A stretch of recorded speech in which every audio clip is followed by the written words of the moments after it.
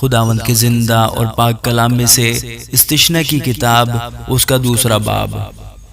اور جیسا خداوند نے مجھے حکم دیا تھا اس کے مطابق ہم لوٹے اور بحر کلزم کی راہ سے بیابان میں آئے اور بہت دنوں تک کوہ شعیر کے باہر چلتے رہے۔ تب خداوند نے مجھ سے کہا کہ تم اس پہاڑ کے باہر بہت چل چکے، شمال کی طرف مڑ جاؤ اور تو ان لوگوں کو تاکید کر دے کہ تم کو بنی عیسو تمہارے بھائی جو شعیر میں رہتے ہیں ان کی سرحد کے پاس سے ہو کر جانا ہے، اور وہ تم سے ہراساں ہوں گے، سو تم خوب احتیاط رکھنا اور ان کو مت چھیڑنا، کیونکہ میں ان کی زمین میں سے پاؤں دھرنے تک کی جگہ بھی تم کو نہیں دوں گا، اس لیے کہ میں نے کوہ شعیر عیسو کو میراث میں دیا ہے۔ تم روپے دے کر اپنے کھانے کے لیے ان سے خورش خریدنا اور پینے کے لیے پانی بھی روپے دے کر ان سے مول لینا، کیونکہ خداوند تیرا خدا تیرے ہاتھ کی کمائی میں برکت دیتا ہے، اور اس بڑے بیابان میں جو تیرا چلنا پھرنا ہے وہ اسے جانتا ہے۔ ان 40 برسوں میں خداوند تیرا خدا برابر تیرے ساتھ رہا اور تجھ کو کسی چیز کی کمی نہیں ہوئی۔ سو ہم اپنے بھائیوں بنی عیسو کے پاس سے جو شعیر میں رہتے ہیں کترا کر میدان کی راہ سے ایلات اور سیون جابر ہوتے ہوئے گزرے۔ پھر ہم مڑے اور مواب کے بیابان کے راستے سے چلے۔ پھر خداوند نے مجھ سے کہا کہ موابیوں کو نہ تو ستانا اور نہ ان سے جنگ کرنا، اس لیے کہ میں تجھ کو ان کی زمین کا کوئی حصہ ملکیت کے طور پر نہیں دوں گا، کیونکہ میں نے آر کو بنی لوط کی میراث کر دیا ہے۔ وہاں پہلے ایمیم بسے ہوئے تھے جو اناکیم کی مانند بڑے اور لمبے اور شمار میں بہت تھے، اور اناکیم ہی کی طرح وہ بھی رفائیم میں گنے جاتے تھے، لیکن موابی ان کو ایمیم کہتے ہیں۔ اور پہلے شعیر میں ہوری قوم کے لوگ بسے ہوئے تھے، لیکن بنی عیسو نے ان کو نکال دیا اور ان کو اپنے سامنے سے نیست و نابود کر کے آپ ان کی جگہ بس گئے، جیسے اسرائیل نے اپنی میراث کے ملک میں کیا جسے خداوند نے ان کو دیا۔ اب اٹھو اور وادی زرد کے پار جاؤ۔ چنانچہ ہم وادی زرد سے پار ہوئے اور ہمارے قادس برنیہ سے روانہ ہونے سے لے کر وادی زرد کے پار ہونے تک 38 برس کا عرصہ گزرا۔ اس اثنا میں خداوند کی قسم کے مطابق اس پشت کے سب جنگی مرد لشکر میں سے مر کھپ گئے،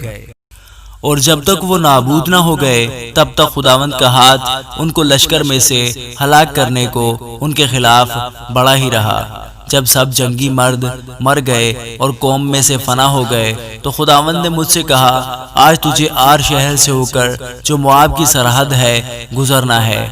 اور جب تو بنی امون کے قریب جا پہنچے تو ان کو مت ستانا اور نہ ان کو چھیڑنا، کیونکہ میں بنی امون کی زمین کا کوئی حصہ تجھے میراث کے طور پر نہیں دوں گا، اس لیے کہ اسے میں نے بنی لوط کو میراث میں دے دیا ہے۔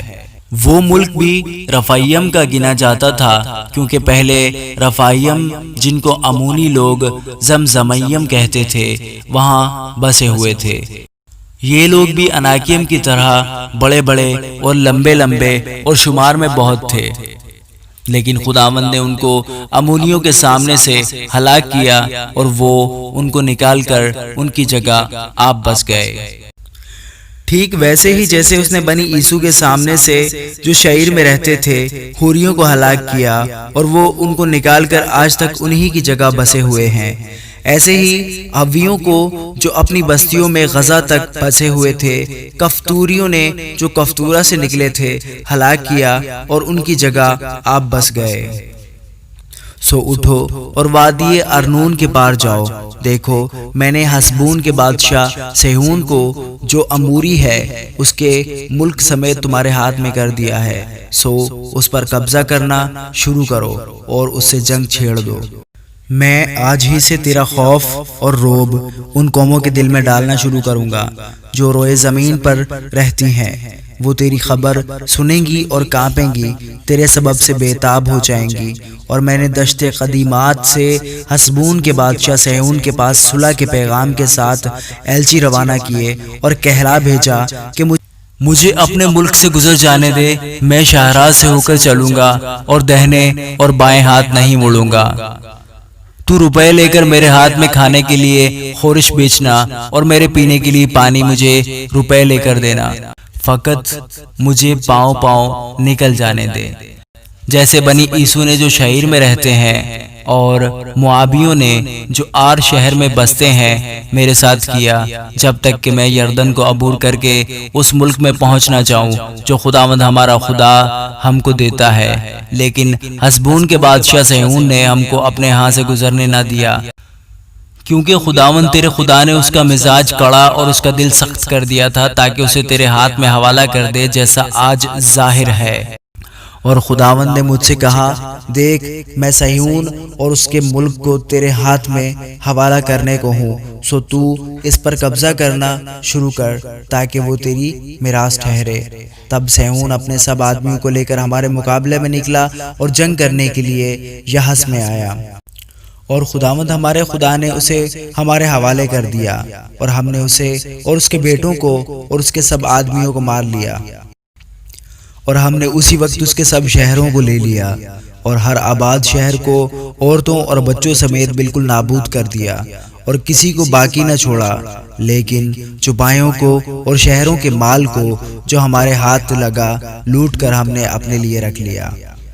اور ایروئیر سے جو وادی ارنون کے کنارے پر ہے اور اس شہر سے جو وادی میں ہے جلاد تک، ایسا کوئی شہر نہ تھا جس کو سر کرنا ہمارے لیے مشکل ہوا۔ خداوند ہمارے خدا نے سب کو ہمارے قبضے میں کر دیا، لیکن بنی امون کے ملک کے نزدیک اور دریائے یبوک کی نواحی اور کوہستان کے شہروں میں اور جہاں جہاں خداوند ہمارے خدا نے ہم کو منع کیا تھا تو نہیں گیا۔ آمین۔